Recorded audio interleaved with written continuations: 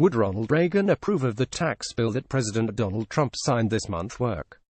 In a podcast interview, Bruce Bartlett, a former economic advisor to the 40th president, tells International Business Times what the Republicans' strategy seems to have been, what the bill's repercussions might be, and what Reagan really thought about tax cuts. Subscribers can listen to the entire podcast by clicking here. Bartlett traced the history of Republicans' views on taxes and budget issues, and argued that the tax legislation is designed not only to deliver big tax cuts to the wealthy, but also to create large budget deficits. Bartlett says that conservative champions of the bill want to create those deficits as a way to manufacture the budget conditions that will justify cutting larger social programs. What follows is an excerpt of the podcast discussion. How historic is this tax bill? Is it a watershed moment for the Republican Party? Oh, I think this is the culmination of everything the right has been trying to do, literally, for decades. I would compare it to, in terms of the right, to the Great Society, in terms of liberalism. It is they have been talking about these things for a long time, and finally had the votes and presidential leadership that they needed to accomplish what they wanted to accomplish.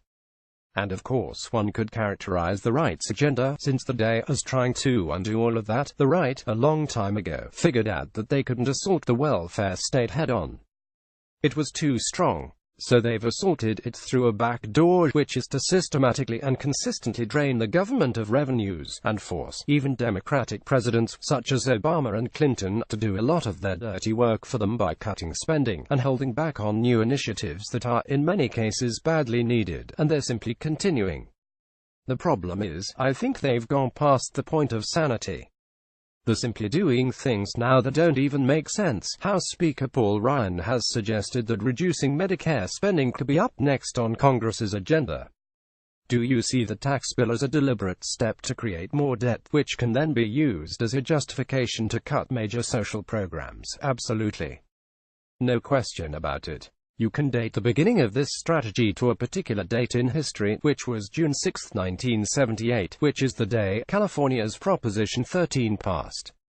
And you have to remember that up until that time, it had been a consistent Republican position that you shouldn't cut taxes, unless you also cut spending, because they were opposed to the deficit. They believed in the balanced budget. Many Republican presidents were willing to raise taxes if necessary to reduce the deficit. And Proposition 13 changed the philosophy because they could see that there was very large support from the general public for just slashing taxes and not giving a damn about spending. In fact, the authors of Proposition 13, Howard Jarvis and Paul Gange, said, "Cutting spending's not our problem. We just want taxes cut. If you care about spending, if you care about government, you fix it." Immediately after that, Republicans glommed on to the idea that we should just cut taxes anytime, anywhere, anyway. And of course, Milton Friedman and other Republican economists agreed with them on that philosophy, but there was still a problem that some reputable Republican economists, such as Herb Stein and Alan Greenspan, had reservations about cutting taxes, increasing the deficit intentionally, at a time when inflation was high.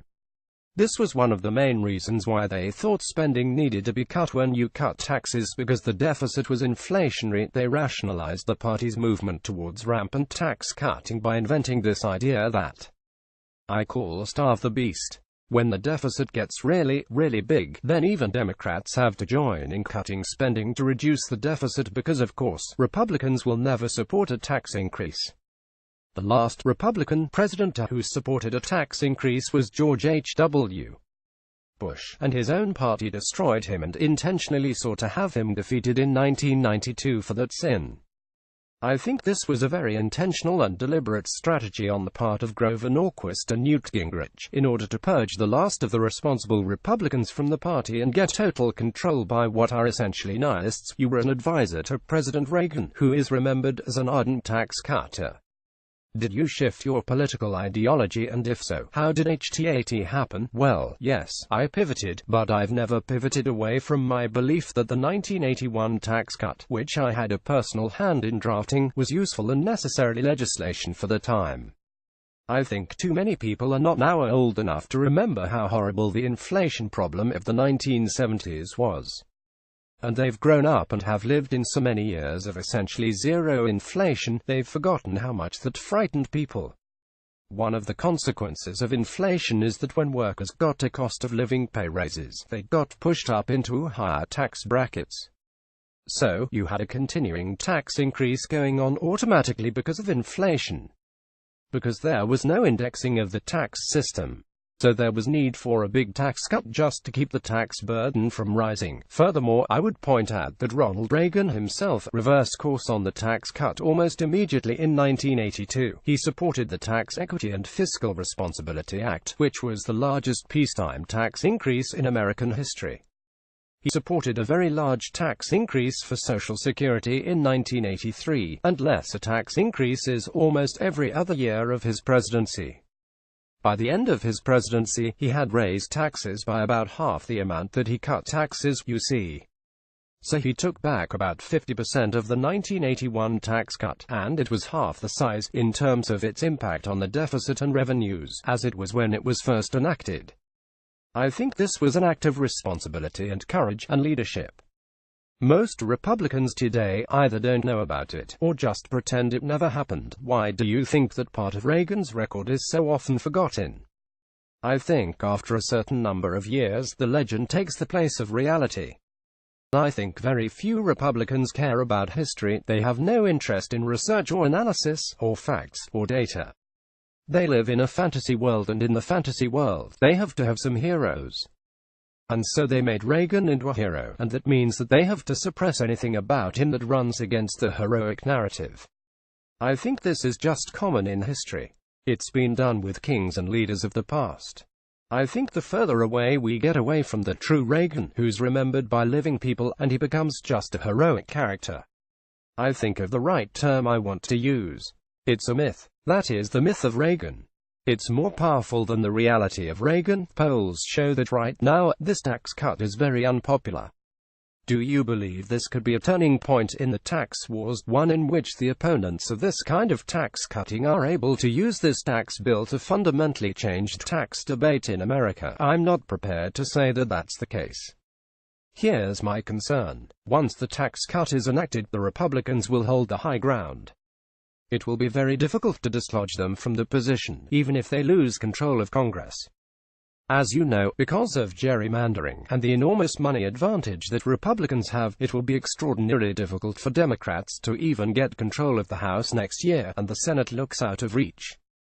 Even if they got control of both, Trump would veto anything, or Pence, if that is the case, will veto any effort to raise taxes, and even after 2020, when maybe there'll be a Democratic president, it's highly unlikely that he will have enough, or she, enough votes to really do much except around the edges. My point is that they have put fiscal policy to a very large extent on automatic pilot for many, many years to come, and I think Republicans think long-term, in the sense that we're willing to take one step backwards in order to be able to take 2 steps forward. I think anything Democrats do to fix the fiscal mess, to cut spending, or raise taxes, will be very, very unpopular and help put Republicans back in power. And anything Democrats do to restore fiscal responsibility, to reduce the deficit, is like putting money into a savings account that Republicans will then use to cut taxes again when they get back in power. Really, the Clinton years is the perfect example of this. Clinton, to his great credit, had the courage to raise taxes. This led to budget surpluses which Bush and his party then completely disappointed into. Completely, economically worthless tax cuts that helped starve the beast and make Obama's life very difficult once he took office. They know this history.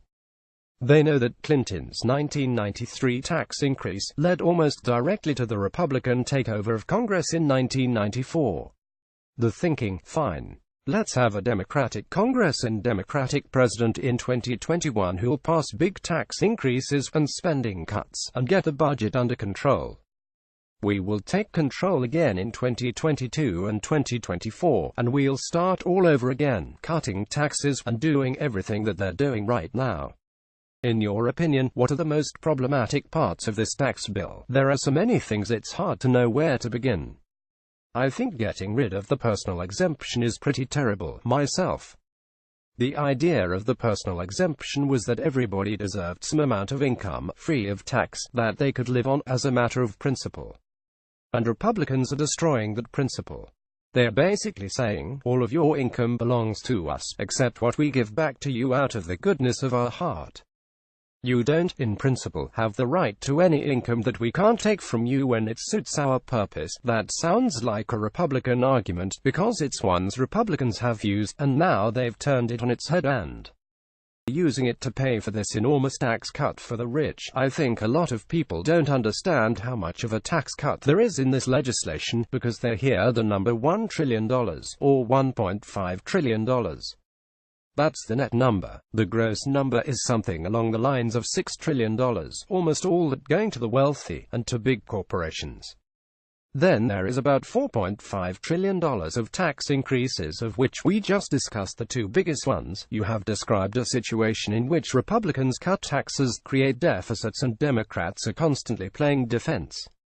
Can the Democrats break that cycle? Well, it will take a long time. I mean, Republicans have been working for at least 40 years to get to where they are now. And one of the ways they did this is by creating a vast number of institutions and outlets for people who think the way they do, to create an echo chamber, and really I call it self-brainwashing. Brainwashing among a great many people who vote for them. There's nothing like this on the left.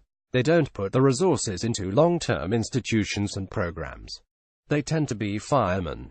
We're gonna rush to put out this fire, and once that fire's put out, they sit back and relax. Meanwhile, the Republicans are setting other fires in lots of other places. I think it's gonna take a long-term mentality, long-term strategy, long-term resources, and if you're lucky you may be able to get something like a replay of the progressive era, where you may have a few decades of time to be able to implement some policies that will undo the harm that is being done, and perhaps do some good. I don't see any beginning of that, because the absolute beginning would have to be leadership.